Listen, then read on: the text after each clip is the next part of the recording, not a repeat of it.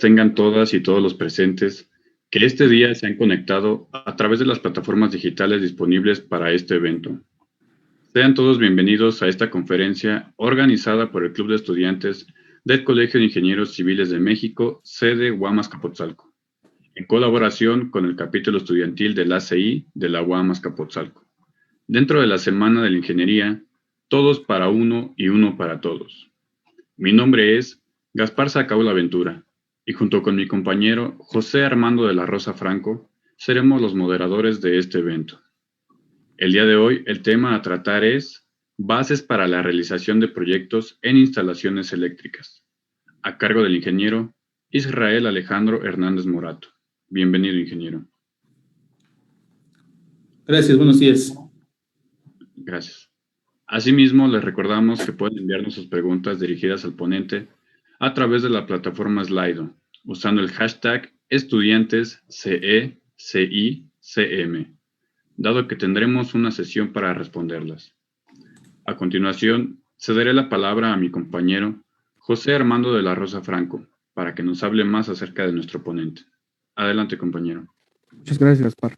Para dar paso a la conferencia, me permitiré leer parte de la trayectoria del ingeniero. Israel Alejandro Hernández Morato es ingeniero eléctrico electrónico, egresado de la Facultad de Ingeniería de la UNAM.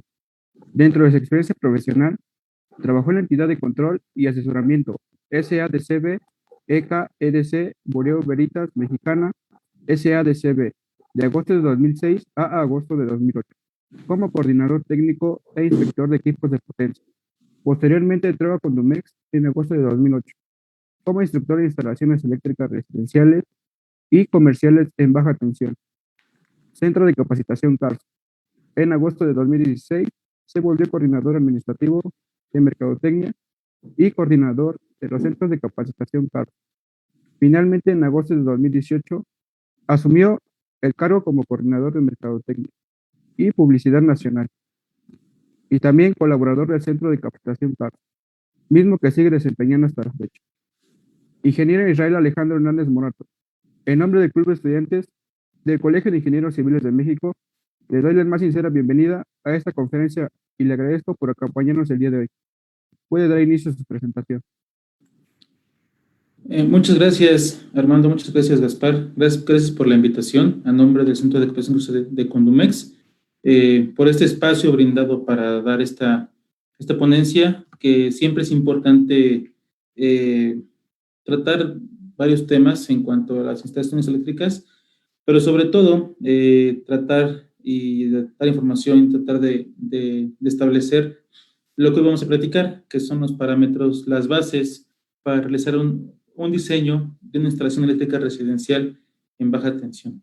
Si me permiten, voy a compartir pantalla para dar inicio.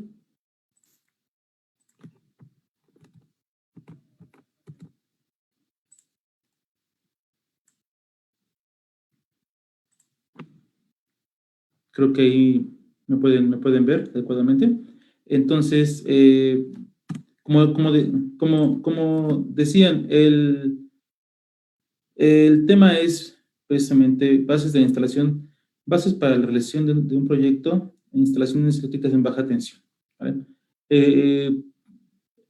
Vamos a hablar en general, pero finalmente el tema principal lo tratamos de abocarnos a la parte de las viviendas. ¿Por qué de las viviendas? Porque finalmente las instalaciones eléctricas de vivienda son las instalaciones, son el mayor número de instalaciones que existen y son las que menos revisión tienen, las que no tienen algún certificado en el cual avale que están debidamente hechas, con materiales adecuados, etc. Entonces, es por eso que en el Centro de Capacitación CARSO nos abocamos en dar los cursos sobre instalaciones eléctricas en baja tensión, residenciales y comerciales. ¿De acuerdo?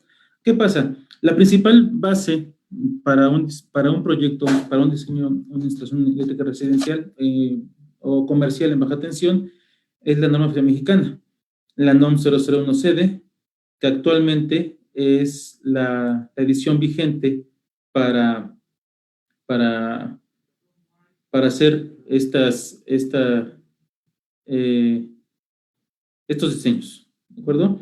El objetivo de esta norma es establecer las especificaciones y lineamientos que ofrezcan seguridad al usuario y a sus bienes. Seguridad en cuanto a protección contra descargas, choques eléctricos, efectos térmicos, sobrecorrientes, sobretensiones y todo aquello que pueda ser causante de algún accidente y que provoque daño a los usuarios y algún tipo de accidente que afecte a los bienes de las personas. Eso es lo que busca principalmente la NOM 001-CD. Esta norma abarca cualquier tipo de instalación eléctrica, excepto móviles, aviones, barcos y minas. Prácticamente cualquier tipo de instalación eléctrica, excepto estas, las abarca baja, media o alta tensión, ¿vale? Solamente tomamos una pequeña parte de esta norma para el tema de las instalaciones en baja tensión. ¿De acuerdo? También tenemos que tomar en cuenta la ley de la industria eléctrica, sobre todo el artículo 40. Todo este párrafo, en pocas palabras, establece que el único responsable de cómo se encuentre la instalación, el único responsable de cómo se encuentre la instalación es el usuario final. Es decir, todos sabemos o podemos ver que la compañía suministradora solamente su labor llega hasta lo que es la acometida, los cables que salen del medidor de cada una de nuestras instalaciones, ¿sí? A partir de ahí y hacia adelante, es responsabilidad de cada uno de nosotros tener nuestra instalación eléctrica de acuerdo a lo que dicten las normas oficiales mexicanas. Es decir, esta parte me lleva a lo que es la NOM 001-CD y lo que debo tomar en cuenta para que una instalación cumpla con lo que ahorita vamos a platicar, ¿sí? Por eso es tan importante ver esto, ¿sí? Y saber qué tengo que tomar en cuenta y qué no, ¿sí? Productos de baja tensión, que pueden ser comerciales, pueden ser residenciales, por supuesto, de vivienda, ¿sí? O pueden ser hasta industriales, alguna bodega, alguna máquina, ¿sí? La baja tensión es desde los 0 hasta los 1000 volts. Sin embargo, prácticamente a lo que nos abocamos en nuestros cursos, en nuestras pláticas, es 127 o también 220, porque equipos o instalaciones que funcionen con más de 220 volts ya requieren otro tipo de sistemas para poder funcionar, ¿vale? Por eso estamos acotados a este tipo de inmuebles, ¿vale? ¿Como cuáles? Como unidades de vivienda y también como inmuebles que no sean vivienda. ¿Qué es lo que pasa? Cuando son viviendas, de acuerdo al artículo 210 de la NOM 001-CD actual, repito, es la versión 2012, ya está en revisión la versión 2018, pero por efectos políticos, de pandemia, etcétera, etcétera, se ha ido retrasando y estamos en espera de que la CENER la publique en el Diario de la Federación para que pueda entrar en vigencia. Pero mientras tenemos esta descripción, tenemos esta clasificación. Si son viviendas, el artículo 210 nos clasifica las viviendas en dos tipos, igual o mayores a los 60 metros cuadrados o menores a 60 metros cuadrados. ¿Por qué hace esta diferencia? Pues porque el diseño en un proyecto para viviendas depende, digamos, de esta área en el cual haya instalación de por medio. Si es una vivienda igual o mayor a los 60 metros cuadrados, deben de existir 5 tipos de circuitos derivados, lo que son alumbrado general, cargas, equipos de alto consumo, equipos electrodomésticos, que se les llama aparatos pequeños, circuitos especiales para la lavadora y circuitos especiales para los contactos de los cuartos de baño. Esta es la clasificación que tiene que haber. ¿Cómo lo puedo percibir físicamente? Bueno, en nuestras viviendas actualmente, si yo visualizo o me refiero a a la caja donde están los interruptores termomagnéticos, llamados breaks, llamados pastillas, etcétera, usualmente puedo ver 2, 3 interruptores, 2, 3 pastillas, ¿vale?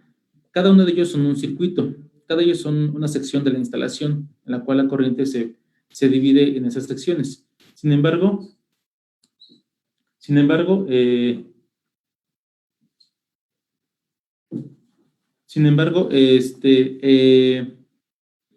la norma oficial mexicana establece que haya 5 tipos de circuitos. No que haya 5 circuitos en total, sino 5 diferentes tipos de circuitos. Es su clasificación. 5 circuitos derivados que son estos tipos de circuitos, ¿sale? Cuando son viviendas menores a 60 metros cuadrados, entonces la norma solo me obliga a tener 2 tipos de circuitos, alumbrado y cargas de alta demanda, ¿sale? ¿Como cuáles? Como microondas, como splits,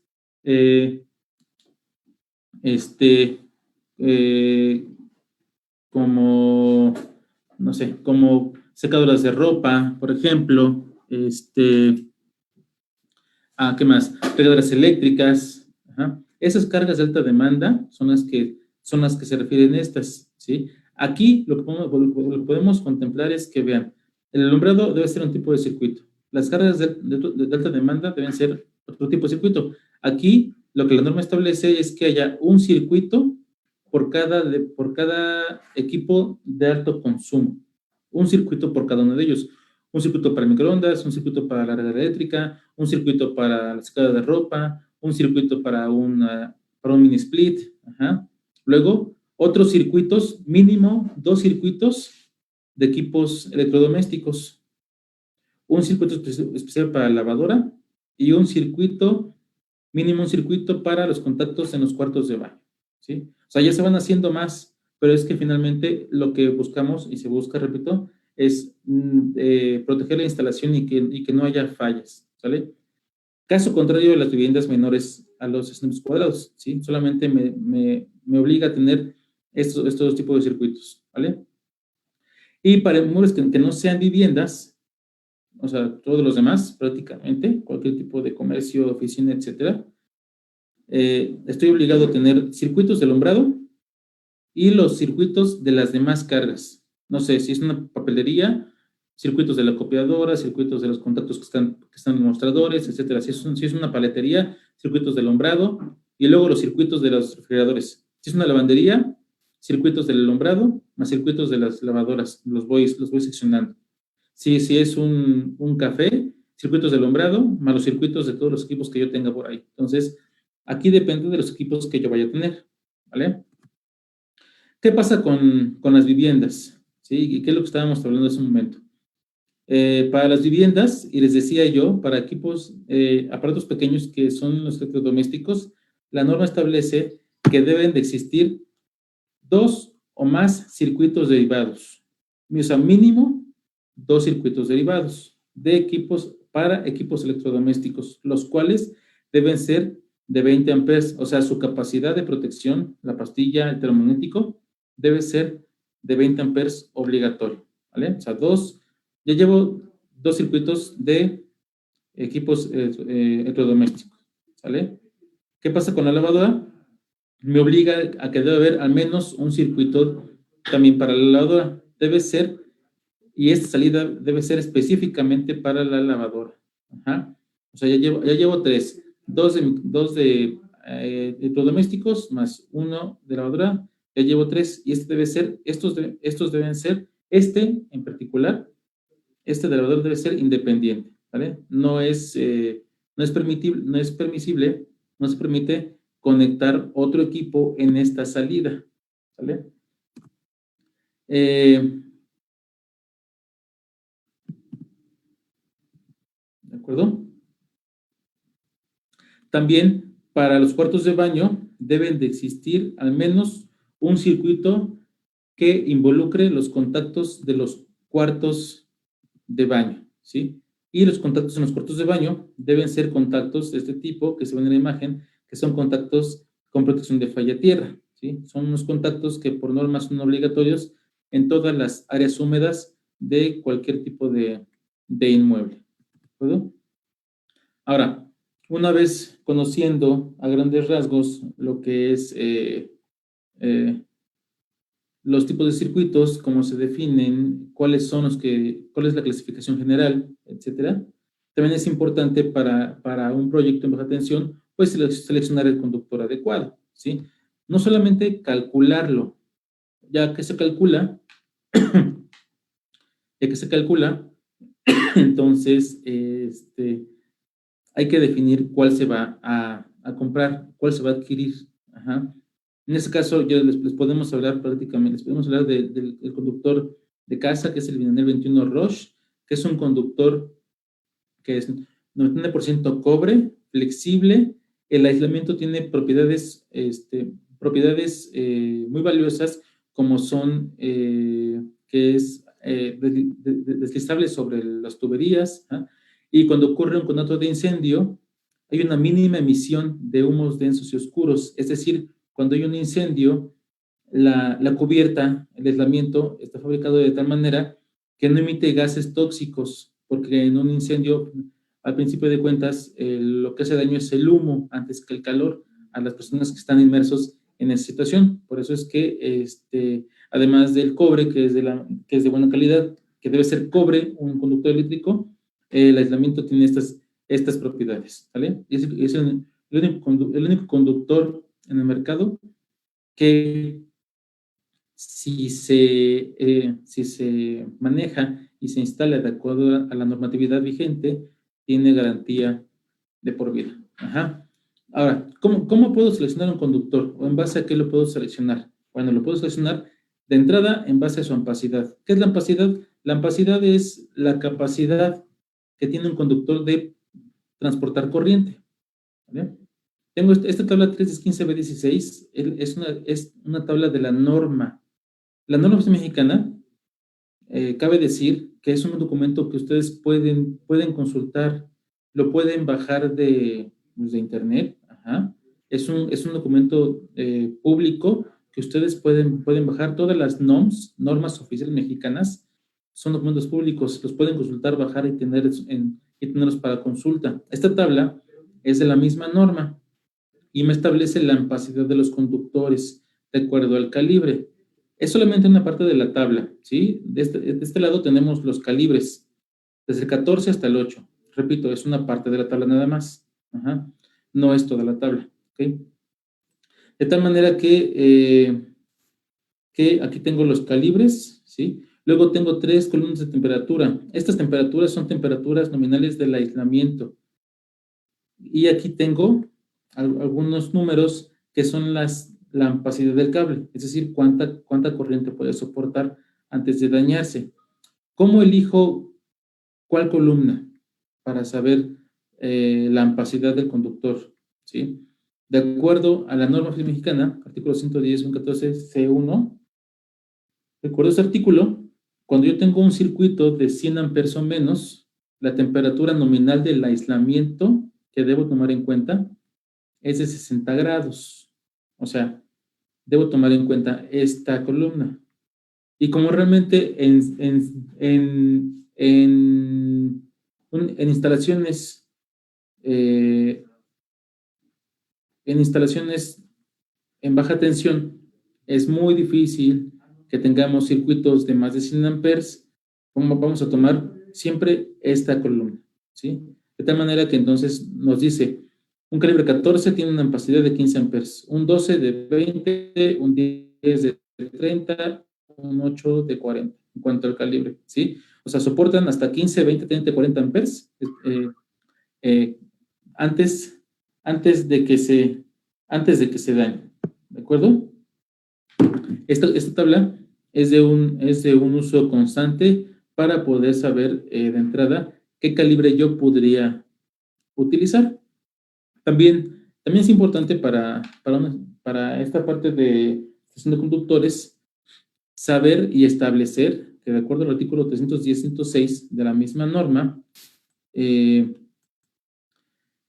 el calibre mínimo que se debe usar en una instalación residencial o más general, en una instalación de 0 a 2000 volts es un calibre 14. no más delgado. Y lo enfatizo porque hay veces que uno por desconocimiento va a comprar material, ¿sí? Tal vez quien nos atiende nos puede recomendar para algún circuito, algún calibre 16 tal vez, ¿sí? Porque coloquialmente dicen, pues aguanta, sí aguanta su circuito, ¿sí? O su instalación, si es alumbrado, por ejemplo, ¿sí? Pero estrictamente y bajo norma, el calibre mínimo a utilizar para una estación residencial y todas aquellas que sean menores a 2000 volts, debe ser mínimo un calibre 14, ¿de acuerdo? Esto es muy importante recalcarlo. Por eso es que aquí la tabla comienza a partir del 14, ¿sí? Por eso así la mostramos, ¿sí? Para tener estas ideas congruentes, ¿vale? También es importante seleccionar un factor de corrección por temperatura. Esto quiere decir, cuando los conductores empiezan a circular, a deslizarse a través de las canalizaciones, pues son espacios confinados. Es decir, están encerrados en una área, ¿vale? Cuando la temperatura aumenta, debido a que la corriente pasa a través de los cables, la ampacidad disminuye. Y si la ampacidad disminuye, quiere decir entonces que el conductor no va a dejar pasar toda la corriente que se establece por tablas, sino menor. Debido a que cuando la corriente circula, la temperatura aumenta y esto hace que la resistencia eléctrica aumente en los conductores, y si la resistencia aumenta, entonces la capacidad de corriente baja, o sea, la ampacidad disminuye, con lo cual se puede afectar y se puede presentar un aumento en el calibre de algún circuito que estemos calculando. Por eso es tan importante tomar este factor de corrección por temperatura. También hay otro factor que es de corrección por agrupamiento, por agrupación. ¿Eso qué es? El número de conductores que pasan a través de una canalización. Entre más conductores pasan a través de una canalización, mayor puede haber más calentamiento, porque es como si se estuvieran amontonando dentro de un espacio cerrado. Es prácticamente eso. Entre más amontonamiento hay, cuando la corriente circula, hay mayor temperatura, con lo cual la resistencia aumenta, con lo cual la ampacidad disminuye, y también se puede presentar la misma situación. El calibre puede aumentar, ¿de acuerdo? Puede aumentar, ¿vale? También es importante, y como último factor o parámetro para seleccionar un conductor es la parte de la caída de tensión. La caída de tensión es prácticamente, literalmente eso. La tensión se cae. La tensión empieza a disminuir. ¿Debido a qué? La tensión disminuye debido al calibre del conductor, debido a la corriente que pasa por el conductor, debido a la longitud del conductor. Y todo eso hace que la resistencia pueda aumentar, sin contar la tensión que nos puede suministrar la compañía, ¿sale? ¿Qué es lo que dice la norma oficial mexicana? Bueno, dice que mi caída de tensión máxima total, desde la entrada de mi instalación hasta el último punto de cada circuito, no debe ser mayor del 5%. Es decir, la caída de tensión desde mi interruptor de seguridad, de mi caja de fusibles, después del equipo de medición, después del medidor, sigue un interruptor. Esa es mi entrada. De ahí al último punto de cada circuito, no debo tener más de 5% de caída. Si hablo de que tenemos una tensión de entrada de 125, 124, a veces 120, etcétera, 5%, hablamos de 6 volts. Quiere decir que no debemos tener más de 6 volts de caída de inicio a fin. ¿Y eso cómo se sabe? Pues midiendo la tensión a la entrada y midiendo la tensión en algún punto de instalación en donde haya un equipo que esté funcionando.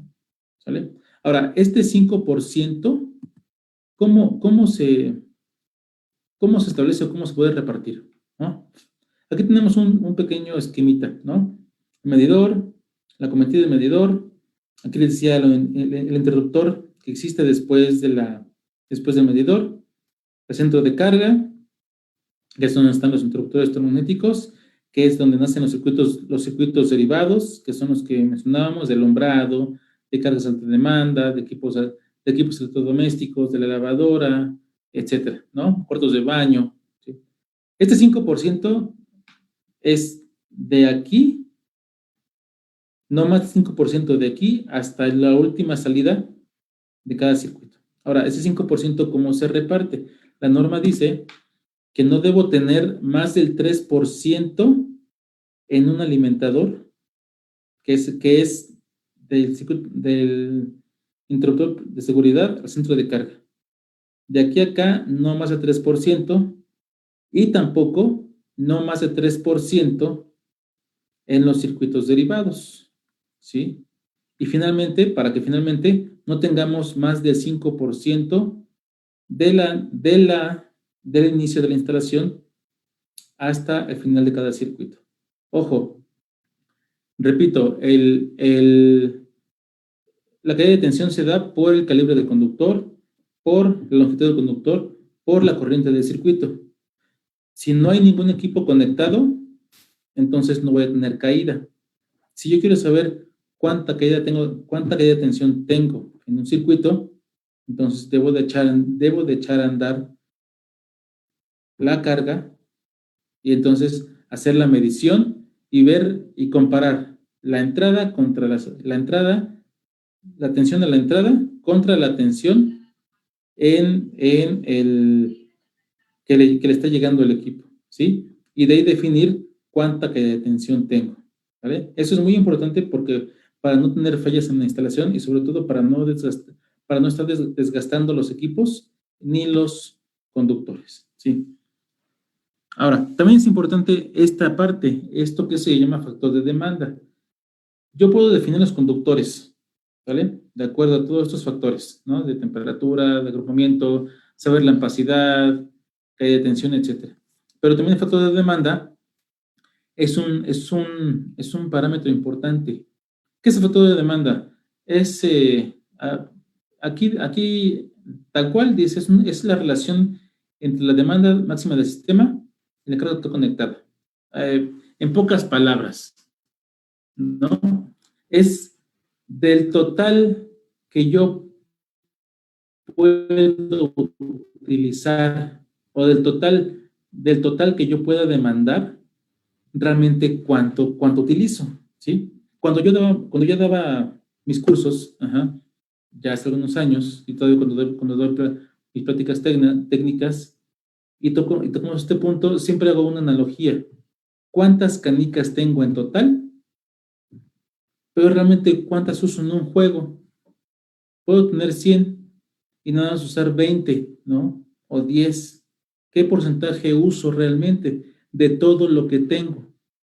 Ahora, cuando yo hago el cálculo, ¿cómo sé cuánta demanda total puedo ocupar?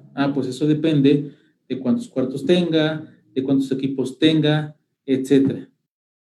¿Sí? Al yo hacer un proyecto, un diseño, yo puedo conocer el total de la demanda que yo puedo tener. No sé, que tal vez yo puedo estar demandando 5,000 watts, 6,000 watts, 7,000, etcétera, ¿no? En total, máximo, de acuerdo al cálculo. Pero realmente de eso, ¿cuánto utilizo? ¿No? Entonces, es un porcentaje. Ese es un cálculo del porcentaje de un uso real de una instalación. Es un porcentaje aproximado de en cuánto porcentaje voy a utilizar de la instalación, ¿sí? Y el porcentaje, pues ese siempre es menor a 1. Usualmente el porcentaje de este factor de demanda, el uso de la instalación, en los cálculos anda entre 45 y 55%. ¿Sí? O sea, o a veces, y eso es un cálculo, realmente usamos una instalación tal vez en un 30, 25%, pues porque no estamos todo el tiempo en casa, y cuando estamos, no usamos todos los equipos al mismo tiempo. Y hablamos de todos, ¿eh? Todos los contactos, todos los lámparas prendidas, todos los equipos funcionando. Entonces, eso hace que un factor de demanda sea bajo. Y nos ayuda a conocer la carga total de la instalación. ¿Sí? El apartado C del artículo 220 de la NORM nos ayuda a establecer cómo es que se calcula este factor, que es muy, muy importante, ¿no? Y que también nos ayuda mucho a establecer qué pasa con la instalación en general, y nos ayuda a saber la carga total de la misma, y nos ayuda a saber qué pasa con el circuito alimentador, ¿vale? Otro aspecto muy importante a tomar en cuenta para un proyecto en baja tensión, ¿sí? En cualquier tipo de instalación, es el sistema de puesta a tierra, ¿sí? El sistema de puesta a tierra, pues es un sistema que tiene por objeto prevenir daños al usuario por efectos de una descarga eléctrica ocasionada por una falla tierra, ¿vale? ¿Qué es una falla tierra? Una falla tierra es cuando un conductor eléctrico, o cuando un conductor energizado, la fase, toca una parte metálica, y entonces esa parte metálica se convierte en conductora, ¿sí? Una parte metálica que no está diseñada para conducir energía, como puede ser una caja, puede ser tubería, etcétera, ¿vale? Entonces, y si uno toca esa parte metálica, pues se puede dar el hecho de que nos dé una descarga. Por lo tanto, esta parte es sumamente importante para cualquier tipo de instalación. ¿Qué factores componen este sistema de puesta a tierra? Pues de entrada, el terreno, ¿sí? Que es donde vamos a ubicar, donde vamos a colocar nuestro electrodo, ¿no? Que puede ser desde lo más comercial, que es una varilla o una placa de cobre, ¿sí? O conductor desnudo, ¿sí? ¿Vale? Enterrado en el piso, o inclusive los cimientos de una instalación, etcétera, que es precisamente lo que se llama electrodo de puesta a tierra. Y por supuesto, el conductor de la puesta a tierra, que es el que se une y que va a dar a todas las partes metálicas de la instalación para protección a los usuarios, ¿sí? Estamos de acuerdo en que las instalaciones funcionan sin tierra física, porque pues funcionan, lo vivimos, lo sabemos, pero lo que no tomamos en cuenta es que las instalaciones que no tienen puesta a tierra están desprotegidas, ¿sí? No tienen esta protección contra una descarga hacia una persona por una posible falla a tierra, ¿sale? ¿Qué pasa o qué hay que tomar en cuenta en este sistema de puesta a tierra, ¿sí? ¿Cómo seleccionar el conductor de puesta a tierra? Ya está dado por tablas. De acuerdo al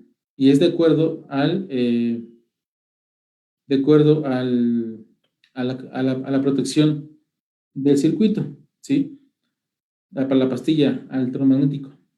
Protección de 15 amperes,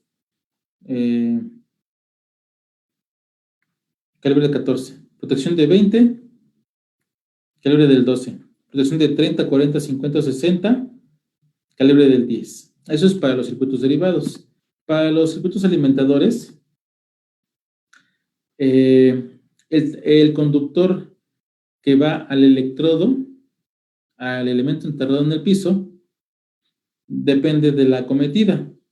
La acometida que tenemos en nuestras instalaciones residenciales siempre es menor a un 2. Por lo general es del 8, entonces el calibre del conductor de tierra que va al electrodo debe ser del calibre del 8 de acuerdo a esta tabla, ¿sí? Por otra parte, también es importante tomar en cuenta lo que es el código de colores, la identificación de los conductores. Esto no es una cuestión, digamos, de seguridad implícita. No es que si no cumple con este código de colores va a ser una instalación, sino simplemente es un orden dentro de la misma.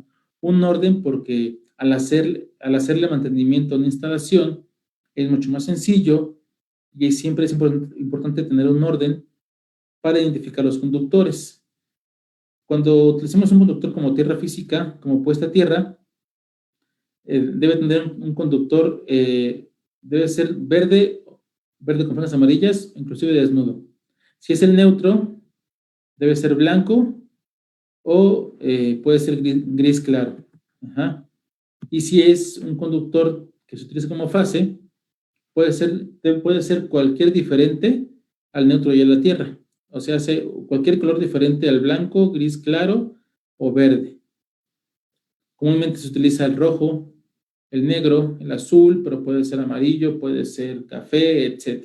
¿Sí?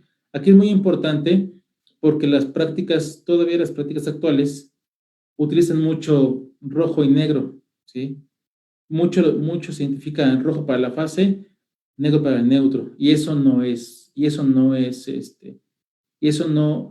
correcto, no es una cuestión que se maneje normativamente. Hay que tomar en cuenta el código de colores, ajá, y si ya tenemos conductores instalados, pues entonces hay que identificarlos de alguna manera con los colores de acuerdo a este código, ¿no? Que marca la norma en los diferentes artículos, ¿vale? Ahora, una parte muy importante, las protecciones. ¿Ah? Los interruptores termomagnéticos, las protecciones tanto de los derivados como en el circuito alimentador. ¿Sí? La protección, cuando yo hablo de circuitos de pequeños aparatos, o sea, de los equipos electrodomésticos, cuando hablo de circuitos de lavadora y circuitos de cuartos de baño, como comentábamos casi al principio de la práctica, deben ser circuitos que obligatoriamente tengan protección de 20 amperes. Es obligatorio. Y si ya desde un inicio me definen protección de 20 amperes obligatorio, entonces, como consecuencia, y recordando la tabla que estábamos viendo de las ampacidades, como consecuencia, debo utilizar mínimo un calibre del 12 para que haya una correspondencia. ¿Por qué? Porque si recordamos un poquito, decía, la ampacidad de un calibre 14 son 15. La ampacidad de un calibre 12 son 20. De un 10 son 30. Es decir, un calibre 12 soporta 20 amperes. Si yo por conocimiento, porque así lo utilizaron, encuentro que hay un circuito con protección de 20 y un calibre 14, por ejemplo, la tabla dice que el 14 soporta hasta 15 y la protección es de 20, o sea, se va a activar hasta los 20 amperes o más cuando el calibre tiene una ampacidad menor. Es como si nos echaran encima un costal de azúcar o cemento. 20 kilos, lo soporto. Pero si me echan otro costal encima y ya son 40, me voy a doblar porque mi capacidad no es tanta. Lo mismo pasa con los conductores. Hay que tener una correspondencia cuidadosa entre la protección y el calibre, de acuerdo a la ampacidad. Por eso es que existe esta nota del artículo 244, inciso D, que finalmente nos establece las protecciones máximas que yo puedo utilizar de acuerdo al calibre. Es decir, para un calibre 14, la protección más alta que yo puedo utilizar es 15 amperes. Para un calibre 12, la protección más alta que yo puedo utilizar es 20, que es lo que estamos comentando. Para un 10 es 30. Pero no solamente para esos calibres, sino para todos los demás. Es decir, por ejemplo, un calibre 8. Un calibre 8, de acuerdo a la tabla que estamos viendo hace un rato, un calibre 8 tiene una capacidad de 40 amperes. Por protecciones, yo no puedo poner una protección mayor de 40, porque si no estaría dejando desprotegido al conductor por su capacidad de conducción. Entonces, siempre hay que tener en cuenta esto. Esto es, personalmente, esto es de lo primero que me cercioro cuando llega una instalación, a revisar, ¿sí? Porque finalmente es la protección que yo le doy a la instalación, la protección que le dan los interruptores fusibles termomagnéticos, la protección es hacia el conductor, para que éste no se dañe y no empiece a haber fallas a tierra, sobrecargas, cortocircuitos, etc. ¿Sí? ¿Qué pasa con las canalizaciones? Que es muy importante, y de esto hablábamos cuando estábamos platicamos un poquito sobre el factor de agrupación, ¿sí? Usualmente usamos, valga la redundancia, tubería conduit, ¿sí? Que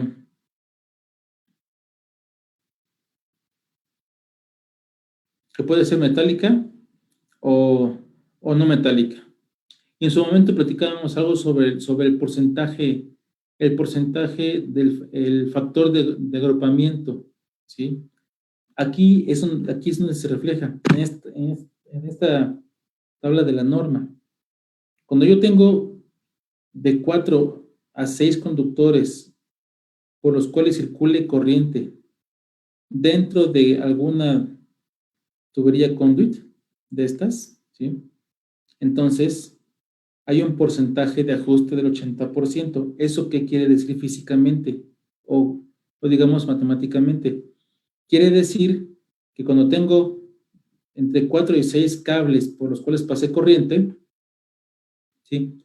Va a haber un decremento de la ampacidad, un decremento del 20%.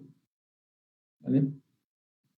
Si yo tengo más conductores en la misma canalización, el decremento en la ampacidad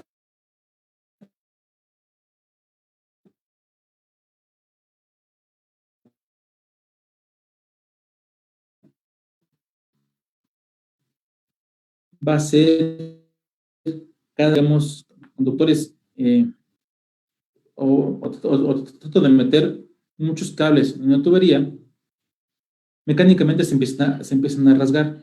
Eso pasa mecánicamente. Ajá. Pero, ¿qué pasa eléctricamente? Bueno, empieza a haber mayor concentración de conductores, más calentamiento, y entonces la ampacidad empieza a caer. Por eso es muy importante no atiborrar de cables alguna canalización.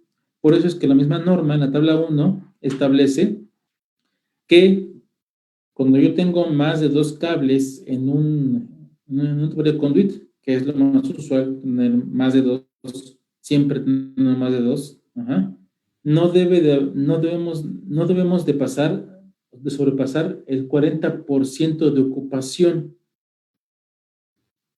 del área existente. O sea, debe de existir teóricamente 60% libre para circulación de aire, para que no se concentre el calor. Ajá. En la misma norma, en la norma 001, en las tablas finales del capítulo 10, hay tablas donde me establece cuántos conductores puedo ingresar por calibre y por diámetro de tubería, ¿sí? Para que en su momento, cuando tengan una oportunidad, lo puedan ir revisando. Pero eso es muy importante, ¿sí? No atiborrar, no llenar de conductores, o no tratar de hacerlo, porque a veces las malas prácticas nos hace fácil ponerle cualquier tipo de agente, ¿no? Algún talco, algún aceite para que resbalen los cables, pero finalmente eso le hace daño a la instalación, ¿vale? También podemos utilizar ductos, que son finalmente unas cajas cuadradas. Estas van totalmente pues, visibles por su tamaño, por su volumen. Ajá. Y aquí el área de ocupación debe ser igual o menor al 20%. ¿Cómo es que, o por qué es que el área de ocupación debe ser menor si tengo más área disponible? Pues precisamente por eso. Como tengo más área disponible, entonces puedo meter muchos más cables y se puede generar, pues, más, que aumente más la temperatura en este espacio confinado, ¿vale? Agrupamiento se aplica siempre y cuando el número de cables por los cuales pasa corriente es mayor a 30, ¿sí? A estos cables, a estos conductores por los cuales pasa corriente, se les llama conductores activos, ¿vale? Y cuando son no metálicos, el ajuste por agrupación se aplica siempre y cuando los conductores activos por los que pasa corriente es igual o mayor al 20% del área interior disponible. También tenemos las charolas que son mucho más ocupadas en instalaciones como últimamente en oficinas o laboratorios, donde la instalación debe ser, donde los cables pueden estar visibles. Anteriormente se usaban mucho en las subestaciones, pero ya hoy en día en muchas oficinas, donde son instalaciones a veces temporales, se usan charolas. Aquí los conductores pues están totalmente expuestos. No quiere decir que estén a la intemperie, lo cual podría pasar. Puede haber conductores a la intemperie, pero las canalizaciones deben estar aprobadas para este tipo, y cuando son charolas, los conductores deben estar aprobados para estar en la intemperie, ¿sí? ¿Y eso cómo es? ¿O cómo lo puedo identificar? En el aislamiento de los conductores viene información grabada, como pues, la marca, el calibre, la temperatura que soporta, la tensión que soporta el aislamiento, pero también pueden estar marcados estas siglas, SR. SR quiere decir que es resistente a los rayos del sol, ¿sí? Y si también aparece esta marca, CT, quiere decir que pueden estar, que son conductores que son no propagadores de la flama. Es decir, cuando hay un conato de incendio, el incendio no se propaga a través del aislamiento, sino se propaga a través de los materiales que pueden estar alrededor del inmueble. ¿De acuerdo? Es muy importante toda esta parte de lo que hay que tomar en cuenta para un proyecto en baja tensión. Hablamos de un diseño, no hablamos de la ejecución. La ejecución viene junto con pegado. En la ejecución ya vienen la parte de la práctica, ya vienen las buenas y malas prácticas, ya viene el seleccionar o el adquirir materiales de buena calidad, no solamente conductores, apagadores, portalámparas, cajas, tubería, contactos, etcétera. Es muy importante que también señalar que la misma norma, al inicio de la misma, en el artículo 110, establece que hay que los materiales que se utilicen o que estén destinados para una instalación eléctrica deben de cumplir con las normas oficiales mexicanas o normas mexicanas existentes, y que si son materiales que vienen de otro país, deben de tener las especificaciones propias del país de donde provienen. No solamente es el diseño, sino es la parte de, ok, ya lo diseñé, ya lo calculé, tomé en cuenta todo este tipo de cosas y otras más. Ahora sí, voy a ir por el material. Voy a ejecutar la instalación de acuerdo a lo que ya se proyectó, ¿sí? Permítanme mostrarles un video que se realizó. Conomex está dentro de un comité dentro del programa Casa Segura junto con CANAME. CANAME es la Cámara Nacional de Manufacturas Eléctricas, y formamos un comité en el cual estamos en defensa de los materiales de buena calidad, materiales que cumplan con las normas para evitar que haya accidentes en las instalaciones. Este es uno de los videos que se hizo y, si me permiten, se los pongo a continuación.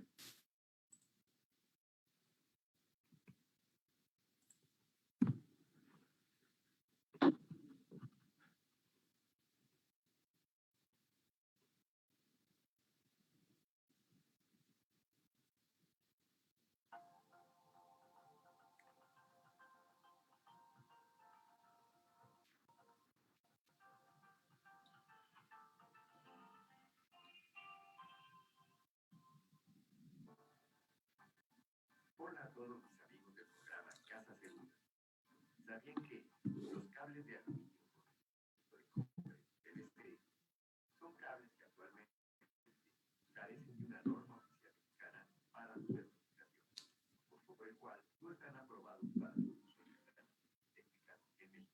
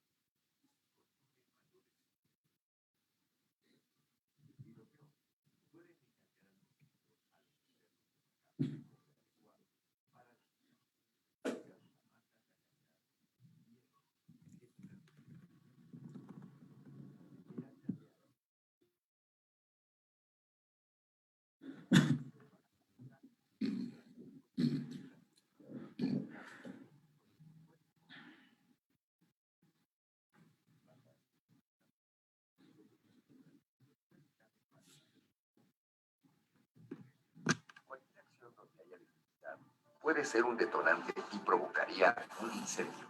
La primera prueba es la de la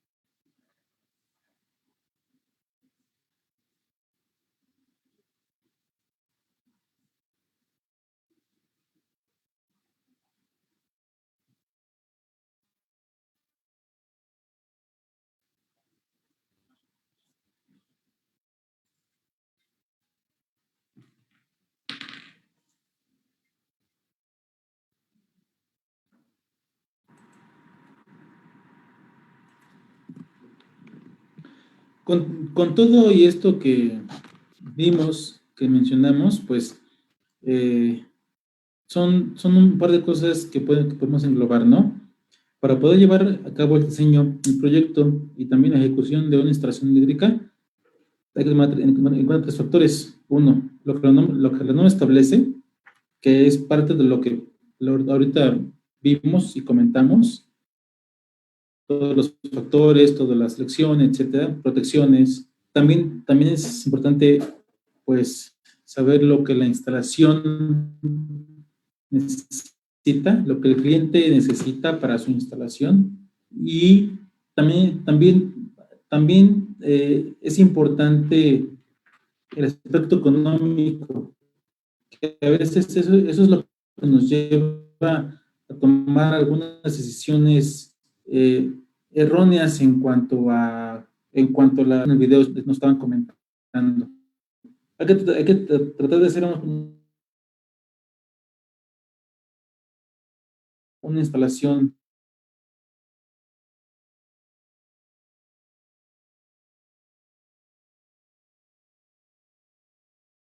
Es la número 001 sede. Principalmente, en nuestro caso, que ahorita estamos comentando para instalaciones residenciales, es el artículo 220 y 250 para el sistema de puesta a tierra, ¿vale? Les agradezco mucho su atención, espero que esto les sea de utilidad y que puedan pues que puedan consultar, ¿no?, la norma en cuanto les sea posible. Y personalmente les pido apoyo si es que pueden escanear este código QR para poder tener una evaluación de su parte y poder seguir mejorando en nuestras ponencias. Gracias por su atención y les doy la palabra. Gracias. Muchas gracias, ingeniero, por su oportuna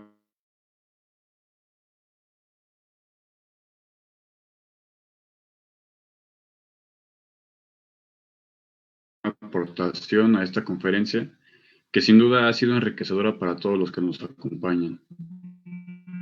Les recordamos que pueden seguir enviando sus preguntas a través de la plataforma Slido con el hashtag estudiantesCECICM. Muchas gracias. Adelante, compañero. Bueno, ingeniero Israel, la primera pregunta es, ¿cada cuánto tiempo se debe revisar la instalación eléctrica de una vivienda y cómo se realiza el mantenimiento de la misma? Ok, miren, la revisión de una instalación eléctrica, es que esta pregunta es un tanto abierta. No hay un tiempo establecido para hacer una revisión. Los conductores anteriormente o todavía se dice que tienen una vida útil entre 20 y 25 años, pero también depende mucho del uso que le demos, ¿sí? Si tenemos buenas prácticas en cuanto al uso, si no tenemos sobrecargas constantes. Lo que sí les puedo decir, es que pueden revisar sus conductores cada año, que vean las terminales, si no están ya dañadas, si no están ya, digamos, yéndose a un color carbón, lo cual estaría significando que ya están decayendo su vida útil. Y también lo que sí lo establece la norma es que el sistema de puesta a tierra debe ser revisada cada año, ¿sí? Para que verifiquemos que siga funcionando. ¿Y cómo se verifica la tierra física? Pues revisando que la resistencia del sistema de puesta a tierra no sobrepase los 25 ohms. Muchas gracias, ingeniero. Una pregunta, otra. ¿Una instalación vieja puede repercutir en el consumo de energía eléctrica? Es correcto, sí. Sí, ¿por qué? Los cables va decayendo su vida útil. Es decir, cuando ya se empiezan a desgastar, el material conductor empieza a perder su capacidad disminuye. Cuando empiezan a perder su capacidad de conducción, entonces empieza a haber mayor calentamiento hay más resistencia y entonces empieza a haber más demanda. Y eso, pues, eso se registra, ¿no? Cuando se registra en el recibo de la luz a largo plazo. Muchas gracias. Una última pregunta. Usted como ingeniero eléctrico electrónico, ¿cuál ha sido la instalación eléctrica de gran magnitud que ha realizado en toda la Ok. El tema es que dentro de mi quehacer profesional, como he estado prácticamente digamos, administrativo, ajá, he estado en inspecciones, etcétera, y por mi trabajo, que es coordinador, instructor, etcétera, el trabajo que más grande que he hecho ha sido una instalación completa de una vivienda que compraron, que antes era un comercio, el dueño la acondicionó para que fuera una vivienda y la hizo desde cero, ¿sí? La hizo desde cero, le metimos 10 circuitos derivados, la puesta a tierra, eligió utilizar conductor de buena calidad y eso tiene como unos 8 años y hasta el momento, afortunadamente, no he tenido problemas con su instalación, ¿no? Sí, sí les puedo decir que sí fue una inversión, porque ya vamos, yo personalmente lo acompañé siempre a comprar material, fue una inversión realmente, pero esa inversión le da seguridad a su familia y a sus bienes, ¿no? Y no he tenido que reinvertir nuevamente en material y mucho menos en seguridad.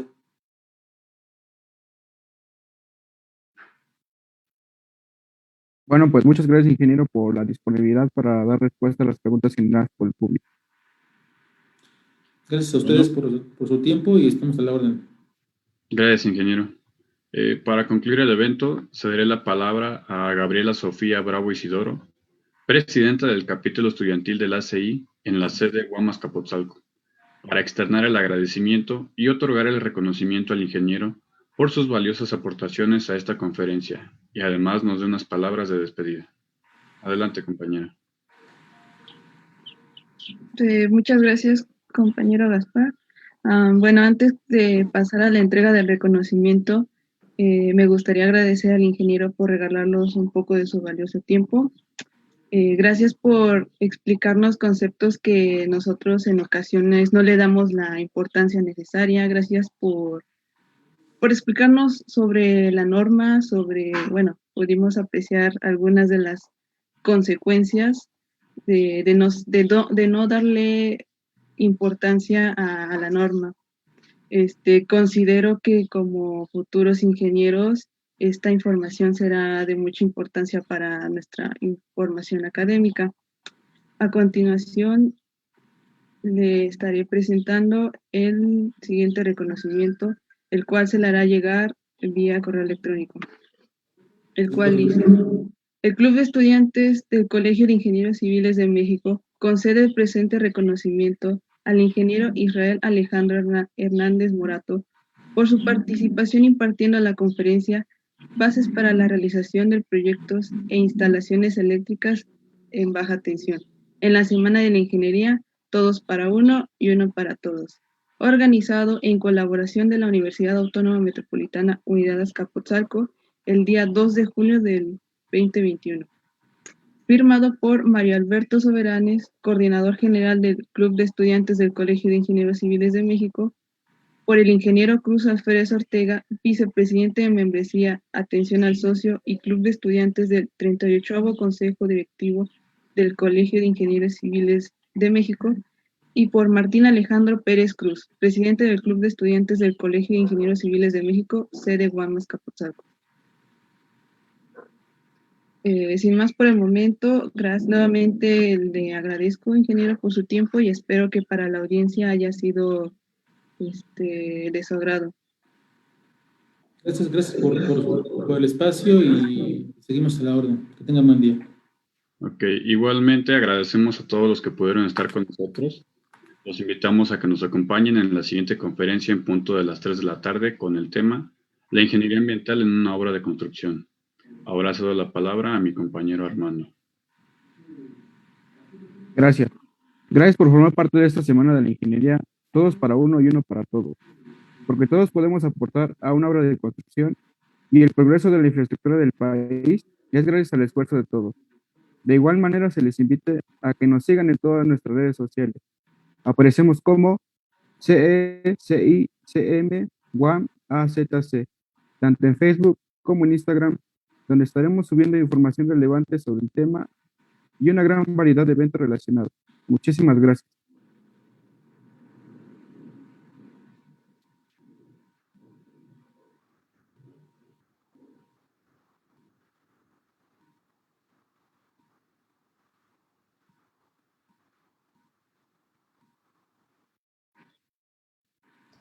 Ok, gracias, Claudio.